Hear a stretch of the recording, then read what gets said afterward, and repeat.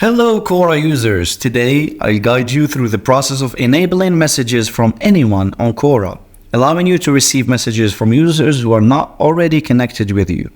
Let's get started. Begin by logging into your Quora account, then navigate to your profile by clicking on your profile picture or the profile icon at the top right corner of the page. From the drop-down menu, select Settings. In the Settings menu, look for the section labeled Privacy.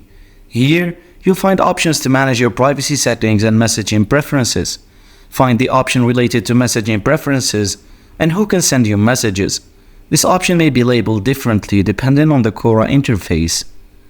Select the option to allow messages from anyone on Quora, and this will enable users who are not already connected with you to send you messages directly. Once you've adjusted that, refresh your Quora page to ensure that the changes to your messaging settings have been successfully applied. You should now be able to receive messages from anyone on Quora, and that's it, you've successfully enabled them. Thanks for watching, and don't forget to subscribe.